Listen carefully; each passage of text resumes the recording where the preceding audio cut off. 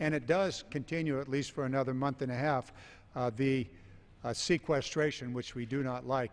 I'd like now to turn to Ms. Kaptur, Ms. Marcy Kaptur of Ohio, who spoke here on the floor a few moments ago. Ms. Kaptur, please share with us your thoughts on the current crisis in America. I want to thank Congressman Garamendi for bringing us all together this evening, Congresswoman Jackson Lee, Congressman Honda, those who are here serious about trying to rectify what happened last night with the GOP shutdown of our departments of the federal government. How very irresponsible, how reckless, how it puts our economy at risk to put politics ahead of the national interest, and so unnecessary.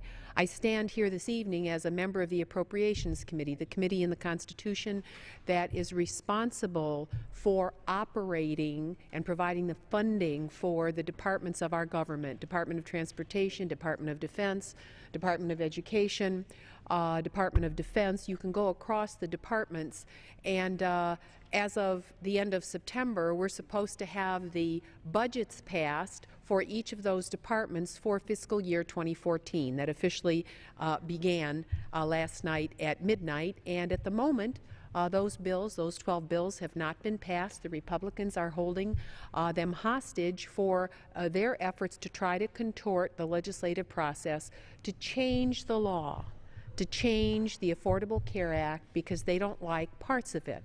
But actually, that is a tangential issue. It has nothing to do with whether or not the Department of Transportation will have the funding to sign contracts to get roads paved across this country, to repair bridges that are in disrepair across the nation, or to make sure that we have air controllers across this nation on a regular basis, not just an emergency basis. It has nothing to do with whether in Ohio, for example, at Wright-Patterson Air Force Base, the full complement of staff, both military and civilian, can report for work, or at the 180th Fighter Wing F-16 unit in Lucas County, Ohio, whether the technicians who repair those planes, who were furloughed, over 200 of them, who are, in my view, essential, because you can't fly the plane if the thing doesn't work, right? But they were let go for the moment and classified as not having to report for work. This is such a mishmash across the government of the United States, and so utterly irresponsible. To try to hold every single department hostage to the GOP's particular view of a bill that they don't like, that has nothing to do with the operation of these other departments. So I stand here tonight to say that they put at risk the entire economic recovery of the country, furloughing over 800,000 people across the government of the United States. Parks, some folks have talked about parks. It's way beyond parks.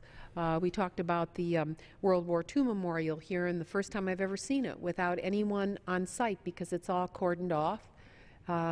It was as though a neutron bomb had hit the site.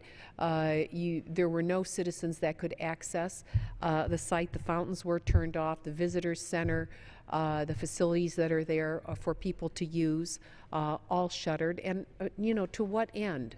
To what end? The normal constitutional appropriations process works in a way that we pass our bills in the House and in the Senate, and then we meet the House and Senate, the senators and the representatives together. We work out our differences. We send the bills to the President by the end of September, and the government operates for another year. So the GOP in the House has been very unwilling to follow the rules, very irresponsible. They've now placed the whole country in jeopardy because they can't reach agreement with us. How sad for the nation, and how unnecessary, how reckless to do this to the economy.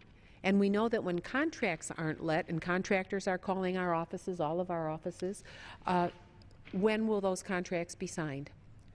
Whether it's for unmanned aerial vehicles that we have to develop in this country, or whether it's fixing combined sewer overflows that are a serious challenge in the Midwest and other places. The government simply can't conduct its business. Generals and departmental administrators are spending more time thinking about who's going to be furloughed tomorrow than getting the job done. So it throws a wrench into the gears of a great society, of a great country, the oldest republic on the face of the earth. So I just thank the gentleman for calling this special order this evening to say to the American people that we share their frustration. We are their representatives. We want the government of the United States to work, and to try to use the process that they have used to gerrymander in states like Ohio to suppress the will of the majority of the people by holding the Affordable Care Act out there and every department hostage.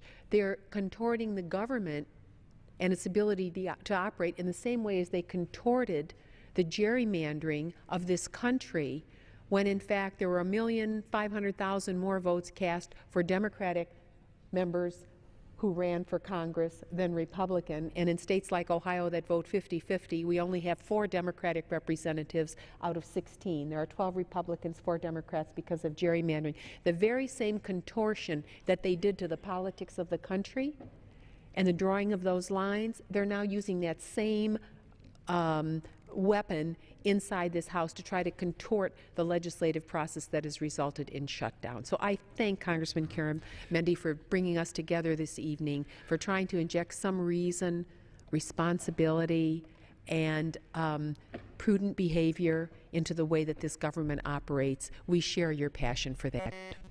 Thank you very much, Ms. Kaptur.